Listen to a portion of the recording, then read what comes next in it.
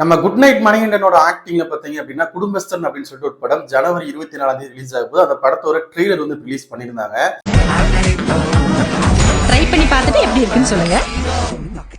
ஆரம்பத்துல இருந்தே பாத்தீங்க அப்படின்னா அந்த படத்தோட போஸ்டர்ஸ் எல்லாமே டிஃப்ரெண்டா இருந்தது.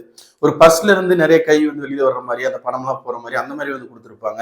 அப்படி ஒரு வந்து கட்டி இழுக்கிற மாதிரி எல்லாம் கொடுத்துருப்பாங்க. ஒரு டிஃப்ரெண்டான போஸ்டர்ஸ் இருந்து அதுலேயே வந்துட்டு பெரிய ஒரு என்ன சொல்றது, ஒரு பெரிய ஒரு எதிர்பார்ப்பு வந்து இந்த படம் வந்து கொடுத்துருச்சு அப்படின்னே சொல்லலாம். இன்னைக்கு அந்த ட்ரெய்லர் பார்க்கும்போது அதை தாண்டி இந்த படத்துல ஒரு விஷயம் இருக்கு அப்படின்னா நம்ம அன்றாட வாழ்க்கையில பார்க்கக்கூடிய ஒரு முக்கியமான ஒரு குடும்பஸ்தனோட ஜேர்னி தான் அந்த படம். ஸோ அதுல நிறைய சம்பவங்கள் இருக்கு இல்லையா?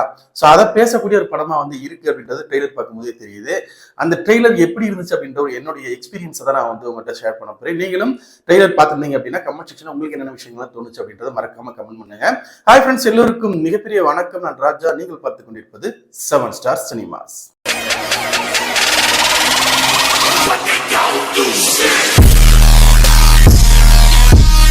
குடும்பஸ்தன் இந்த ட்ரெய்லரை பொறுத்த வரைக்கும் எப்படி போஸ்டர்ல ஒரு டிஃப்ரெண்டான விஷயம் வந்து பண்ணியிருந்தாங்களோ, ட்ரெய்லர்லயும் அப்படி ஒரு விஷயத்தை தான் வந்து பண்ணியிருந்தாங்க.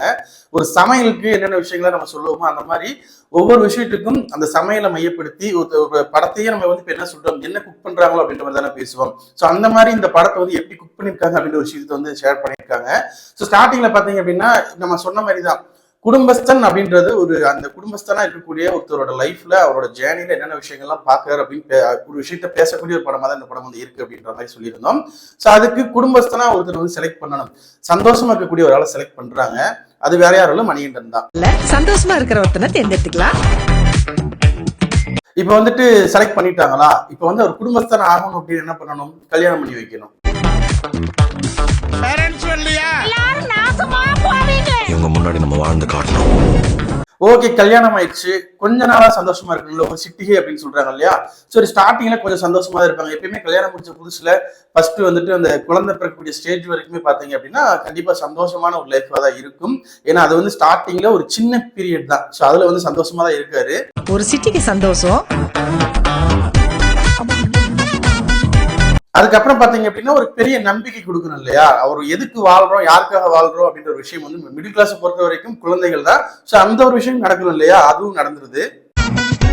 1/4 டீஸ்பூன் நம்பிக்கை. கம்பெனிக்கு மோத்திலால் ஜுவல்லர்ஸ் ஆர்டர் கிடைச்சிருக்குது. இதுக்கப்புறம் வந்துட்டு சின்ன சந்தோஷம், நம்பிக்கை எல்லாத்தையுமே கொடுத்தாச்சு.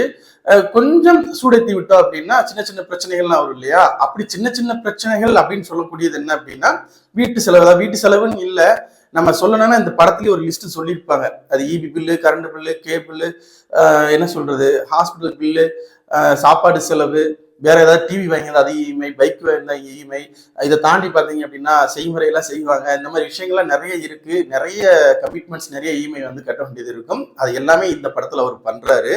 இதுல சேர்த்துக்கலாம்.